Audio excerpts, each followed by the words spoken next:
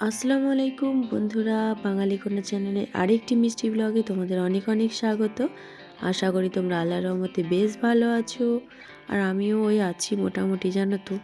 বেশ কদিন শরীর খারাপের জন্য আমি কিন্তু কোনো ভিডিওতে আসতে পারিনি। আর এখন গলা শুনে হয়তো তোমরা বুঝতে পারছো আমার শরীরটা বেশ একটা ভালো নেই। তারপরেও কিন্তু তোমাদের কাছে এলাম, তোমাদের সঙ্গে না কথা বললে কিন্তু আমার খুব একটা ভালো লাগে না, সেই জন্য আবার ভিডিওতে এলাম। দেখো আমি চলে এসেছি, আজকে বেশ কুয়াশা ছিল, তো সকাল সকাল চলে এসেছি আমি। তো আজকে জানো তো মেঘলা মেঘলাও ছিল, আর তার সঙ্গে না সকালবেলাতে ভূমিকম্প হয়েছে সকাল 6টার সময়। তো হয়তো অনেক জায়গাতে হয়েছে, তোমরা বুঝতে পেরেছো, অনেক জায়গাতে আবার অনেকে বুঝতে পারেনি। তো এখন আমি চলে এসেছি ছাদে, বেশ কয়েকটা জামা কাপড় ছিল, তো সেগুলোকে ধুয়ে দাঁড়িয়ে নিয়ে চলে এসেছি। আর শরীরটা বেশ ভালো যাচ্ছে না, তো সেই জন্য বেশি কিন্তু সেই রকমভাবে এখন সকালের দিকে ধুতে পারলাম না, কারণ বেলার দিকে কিন্তু আমার অনেক ধোয়াধুয়ির ব্যাপার আছে, সেগুলোকে কিন্তু আমি করে নিতে হবে আমার। তো দেখতে পাচ্ছ আমি এখানে কিন্তু ভালো করে জামা কাপড়গুলো শুকোতে দিয়ে নিচ্ছি। আর ওই সাইডে না কেউ কিছু মানে আমাকে ডাকছে, আমি বুঝতে পারছি। তো আমি ওখানে কথা বলছিলাম, মানে ওখানে আমাদের যাদের বাড়ি হচ্ছে, তো তারা কিন্তু ওখানে কাজের ব্যাপারে কিছু কথা বলছিল, আর আমাকে বলছিল যে এদিকে তোমাদের এইসব সাইডগুলো এইভাবে কীভাবে হয়েছে না হয়েছে সেগুলো সব জিজ্ঞাসা করছিল। আমি কিন্তু ওদের সঙ্গে একটু কথা বলছিলাম, তার সঙ্গে কিন্তু আমার কাজগুলো করতে হবে। বুঝতেই পারছো সকাল সকাল কাজগুলো না করে নিলে কিন্তু বেলা হয়ে গেলে কিন্তু অনেক কাজ থাকে, সেগুলো কিন্তু কমপ্লিট করতে পারবো না। একদিনে কিন্তু আমার সব কাজ একবারে হয়নি, কারণ সকালবেলা হাজব্যান্ড যাবার পর হাজব্যান্ডের যে জামা কাপড়গুলো ছিল আমার দেওয়ারের হাজব্যান্ডের, তো সেগুলোকে ধুয়ে আমি আগে মেলে দিচ্ছি, কারণ এগুলো কিন্তু আজকে যেহেতু মেঘলা ওয়েদার রয়েছে, কুয়াশা আছে, সকাল সকাল শুকিয়ে যাবে। আর কিন্তু আজকে কিন্তু আমার অনেক জামা কাপড় ধোয়ার আছে, সেগুলোকে কিন্তু আমাকে কাজ কাম সেরে নেবার পর সেগুলোকে করতে হবে। জানি না কতটা কি তোমাদের সঙ্গে শেয়ার করতে পারবো, তোমরা দেখতে থাকো। তার সঙ্গে কিন্তু আজকে আমার এক জায়গায় যাওয়ার কথা আছে, মানে আছে এক জায়গায় আমাদের নেমন্তন্ন আছে, সেখানে যাব। সেটা হচ্ছে আমার দিদির বাড়িতে। তো কেন, কি ব্যাপার না ব্যাপার সবই তোমাদের সঙ্গে শেয়ার করব, তোমরা পুরো স্কিপ না করে দেখতে থাকো। তো আমি এখানে কিন্তু আমার বিছানাটা সুন্দর করে গুছিয়ে নিচ্ছি রোজকারের মতো। এখনও হ্যাঁ, তোমরা হয়তো বলবে এখন তো ঠান্ডাটা অতটা নেই, তো তোমরা ব্ল্যাঙ্কেট কেন গায়ে দিচ্ছ? তো ব্ল্যাঙ্কেটটা আমরা এই কারণেই গায়ে দিচ্ছি, কারণ ঠান্ডাটা হয়তো রাতের দিকে লাগে, মানে ভোরের দিকে। আর ব্ল্যাঙ্কেটটা এখনও তোলা হয়নি, মানে সময় পাচ্ছি না, সেই জন্য ব্ল্যাঙ্কেটটা এখনও গায়ে দিচ্ছি। আর এই ব্ল্যাঙ্কেটটাকে ধুতে কিন্তু একটু সময় লাগবে। ভাবছি কিন্তু আমাদের রোজা পড়ার আগে ব্ল্যাঙ্কেটটা ধুয়ে তুলে দেবো, কারণ রোজার সময় কিন্তু ব্ল্যাঙ্কেটটা কাচা মুখের কথা নয়, জানো তো। ব্ল্যাঙ্কেটটা ধুতে কিন্তু আমার অনেক কষ্ট হবে, সেই জন্য রোজার সময় ভাবছি ব্ল্যাঙ্কেটটা ধোয়ার আর তুলে দেবো রোজার আগে। আজকে কিন্তু ভাবছি আমাদের এই বিছানার কভারটা, বেড কভারটা বা বালিশের এই কভারগুলো একটু ধুয়ে দেবো। তার সঙ্গে কিন্তু কিছু জামা কাপড় আছে, সেগুলোকেও ধুতে হবে। প্রায় বড় বালতির হয়তো 1 বালতির বেশি হবে সেগুলো। এখানে কিন্তু আমি জোহানবাবুর এটা উপরের দিকে রাখা ছিল, সেটাকে কিন্তু এখন আলনায় রাখছি, ওকে কিন্তু স্কুলে যেতে হবে। তো সেই জন্য এখন এখানটায় রেখে দিয়ে আমি আগে বেডটা পরিষ্কার করে নিচ্ছি। আর ওকে, জোহানবাবুকে কিন্তু আমি ঘুম থেকে তুলে আগে ব্রাশ করিয়ে নিয়েছি। প্রত্যেক দিনের মতো আমার অফ ক্যামেরার সমস্ত কাজ আমি সেরে নেব। অফ ক্যামেরায় কিন্তু আমি খাওয়া দাওয়াটা সেরে নিয়েছি, তার সঙ্গে কিন্তু আমি জোহানবাবুকে স্কুলেও পাঠিয়ে দিয়েছি। এখন আমি চলে এসেছি উনুন পাড়ে। আর এখন দেখো, আমরা হয়তো তোমরা বলবে সকালের দিকটা তুমি সোয়েটার গায়ে দিচ্ছিলে না, এখন সোয়েটার গায়ে দিয়েছো। সকালের দিকে যখন জামা কাপড় ধুতে গিয়েছিলাম না, তখন বেশ গরম লাগছিল, তো সেই জন্য আমি সোয়েটারটা খুলে দিয়েছিলাম। এখন একটু ঠান্ডা ঠান্ডা লাগছে, সেই জন্য সোয়েটারটা পরে চলে এসেছি উনুন পাড়ে।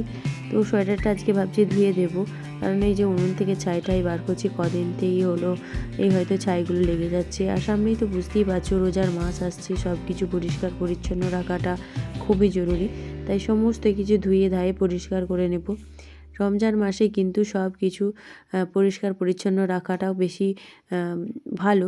আর রমজান মাসে আল্লাহর কাছে বেশি বেশি করে দোয়া চাইবে, সকলকেই বলছি। আল্লাহর কাছে এই মাসটায় যারা যারা ভাগ্যে আছে, যাদের ভাগ্যে আছে তারা পাবে। সবাই বেশি বেশি করে ইবাদত করবে। আর সবার ভাগ্যে কিন্তু এই মাসটা আসে না, আর হয়তো অনেকে মাসটা পেয়েও হারিয়ে ফেলে। তো যারা যারা আছে মানে দুনিয়াতে থেকে আল্লাহর বেশি বেশি করে ইবাদত করবে, তারা তারা মানে ভাগ্যবান। মানে এই মাসটা পাওয়াটা ব্যাপার নয়, খুব একটা চারটিখানি ব্যাপার নয়। তো রমজান মাসে সবাই বেশি বেশি করে ইবাদত করো, আর সবাই কিন্তু সকলের জন্য দোয়া চেয়েও, প্লাস আমার জন্য একটু চেয়েও। সবাইকেই বলছি আমার জন্য বেশি বেশি করে, আমার ফ্যামিলির জন্য তোমরা দোয়া চেয়েও। আর তোমরাও ভালো থেকো, আমি কিন্তু তোমাদের জন্য বেশি বেশি দোয়া চাইবো, তোমরাও ভালো থেকো। সারা দুনিয়ার মানুষ যেন সবাই যেন ভালো থাকে, সুস্থ থাকে, শান্তিতে থাকে, আনন্দে থাকে। তো এখানে আমি কিন্তু উনুন পাড়ে হাঁড়ি টাড়ি বসিয়ে দিয়েছি, হাঁড়িতে পানি দেওয়া হয়ে গেছে। আর আমি কিন্তু হাঁড়িটা চাল দিয়ে এখন রান্না বান্নাটা সেরে নেব, তাড়াতাড়ি রান্নাটা করে নিতে হবে। ওই যে বললাম এক জায়গায় যাবার আছে, সেই জন্য সকাল সকাল কাজগুলো আমি গুটিয়ে নিচ্ছি। মানে সেখানে কিন্তু দারুণ একটা ব্যাপার আছে, তোমাদের সঙ্গে সব শেয়ার করব, তোমরা স্কিপ না করে দেখতে থাকো। মানে খুবই একটা ভালো স্পেশাল জিনিস আর কি। তো এখন আমি এদিকে দুদিকের উনুনটা ধরাবো বলে ভালো করে জায়গাটা পরিষ্কার করে নিয়ে তবেই কিন্তু আমি রান্না করতে বসবো। আর এদিকে কিন্তু আমার বাসন কোসনগুলো ধোয়ার জন্য আমার যা এসেছে, তো এখানে আমি রান্নার জন্য সব ব্যবস্থা করে নিয়েছি। আর ওদিক থেকে আমি সমস্ত কিছু জোগাড়গুলো সরিয়ে নিয়ে চলে আসব। আর এদিকেই তবেই আমাকে বসতে হবে। আর ওদিকে কিন্তু আমি ওখানে যেটা দুধ আছে সেই দুধটা কিন্তু আমার জোহানবাবুর, সেটা কিন্তু আমাকে ঠিক করে নিতে হবে, না হলে কিন্তু অনেকে আবার দুধ নিতে আসে। অনেক সময় কি হয়, বেশি দুধ থাকলেই আবার অনেকে নিয়ে চলে যায়। তো আমার জোহানবাবুর দুধটা না রেখে দিলে কিন্তু আর খেতে পাবে না, বিকালের দিকে খাবে বলে। তো গলার অবস্থাটা তোমরা বুঝতেই পারছো, গলাটা বেশ ধরা ধরা হয়ে গেছে, গলাটা শরীরটা বেশ ভালো যাচ্ছে না জানো তো। আর সেই জন্য গলাটাও একটু ডিস্টার্ব করছে। এখন আমি এদিকে ভালো করে মানে আমার উনুনটা মানে একটু গন্ডগোল করছিলো, সেই জন্য ভালো করে ধরিয়ে নেবার চেষ্টা করছিলাম। আর এদিকে কিন্তু আমি চলে এসেছি সবজিগুলো ধুয়াধুয়ি করে নিতে। লাউ আছে, লাউটা কিন্তু ভাজি করব ডাল দিয়ে, সেই জন্য লাউটা কোচানো আছে এখানে। আর এদিকে আমি কিন্তু শিমেরও একটা তরকারি করব, শিম আলু ভাজা করব। ভালো করে আমি কিন্তু লাউটা এখানে ধুয়ে নিচ্ছি কষ্টিয়ে। আমি কিন্তু লাউ ছিলে তবে ধুয়ে তবে কিন্তু আমি কুচিয়ে রাখি। আজকে উঠতেও ভালো লাগছিল না, সেই জন্য আগে কুচিয়ে নিয়েছি, তারপর ধুচ্ছি। কারণ ধোয়ার পর কুচিয়ে নেবার পর ধুয়ে রাখলে কিন্তু যখন রান্না হবে তখন কিন্তু লাউ থেকে প্রচুর পানি বেরোয়, সেই জন্য কিন্তু আমি লাউটা আগে ধুয়ে রাখি। কিন্তু আজকে বুঝতেই পারছো শরীরটাও ভালো যাচ্ছে না, ওঠা বসাটাও অতটা ভালো লাগেনি বলে আমি কুচিয়ে নিয়েছিলাম, ধুয়ে রাখিনি। তো সেই জন্য ধুয়ে নিয়েছি এখানে। আর এখন আমি প্রেসার কুকারে যখন ডালটা বসাবো, সেই জন্য প্রেসার কুকারের তলাটা ভালো করে কিন্তু আমি প্রলেপ দিয়ে নিচ্ছি। আর এই প্রলেপটা দিলে কিন্তু কালি ধরে না, তোমরা তো আগে আমার যারা ভিডিওতে দেখেছো তারা বুঝতে পারছো।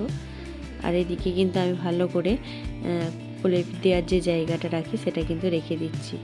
এখানে কিন্তু কিছু টমেটো রেখেছি, এগুলোকে কিন্তু আমি ভর্তা করার জন্য পুড়িয়ে নেব। আর রয়েছে একটু রসুন, লাউ ভাজি দেওয়া হবে, মানে ভাজির জন্য ফোড়নের জন্য একটু রসুন রেখেছি। আর তার সঙ্গে কিন্তু আমি রেখেছি একটু সিদ্ধ করে নেব, মানে টমেটোটা যে ভর্তা করব তাতে সিদ্ধ করে দেবার জন্য। এইদিকে কিন্তু আমি এখন লাউ ভাজিটা ঠিক করে নেব, তার জন্য আমি প্রেসার কুকারটা এখানে বসিয়ে রেখেছি। আর ডালটা আমি প্রেসার কুকারে দিয়ে দিচ্ছি। এরপর কিন্তু আমি মশলা একটু দেবো, মানে হলুদ দেবো। আর লাউটা ঢেলে দিয়েছি, হলুদ আর পানি দিয়ে কিন্তু আমি লাউয়ের মানে প্রেসার কুকারটা সিটি দেওয়ার জন্য কিন্তু এঁটে নেব। অল্প হলুদ দিলাম, আর লাউ ভাজিতে বেশি হলুদ ভালো লাগে না, সেই জন্য অল্প হলুদ দিয়ে এখন আমি একদিকের উনুনটাই বসিয়ে দিচ্ছি। দিকটা ভালো করে আমি কিন্তু উনুনের জালটা ঢেলে নেব। তারপরে আমি এখানে কিন্তু লাউ ভাজিটা সিটি হয়ে গেলে তবে কিন্তু ফোড়ন দিতে পারবো। তবে বেশি কিছু তরকারি রান্না করব না, যেহেতু আমরা থাকবো না, তারপর বাড়ির যারা থাকবেন তারা কিন্তু খাবে। তো এখন আমাকে অল্প রান্নাই করতে বলেছে, সেই জন্য অল্প রান্না, মানে লাউ ভাজি, সিম ভাজা, টমেটো ভাতে এসব। এখন আমি দুদিকের উনুনটা ভালো করে ধরিয়ে নেব।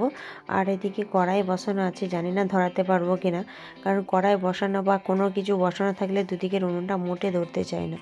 আর এদিকে দেখতে পাচ্ছি আমরা বটপাতা দিয়ে রান্না করবো। আর বটপাতাগুলো কিন্তু দারুণ জ্বলে, মানে কাঠের মতো কিন্তু কাজ হয়।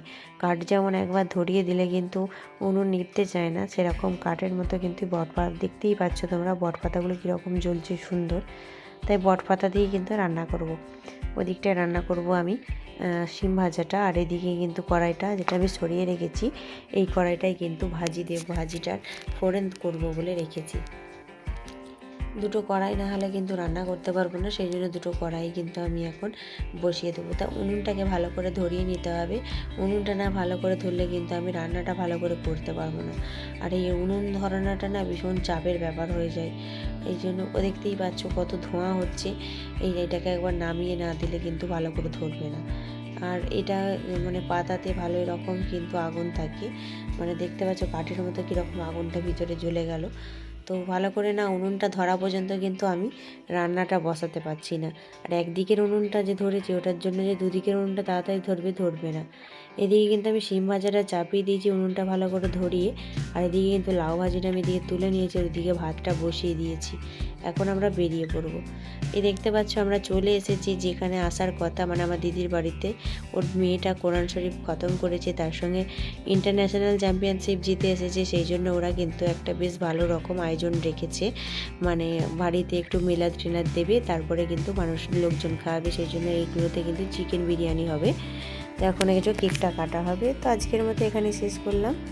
খোদা হাফেজ।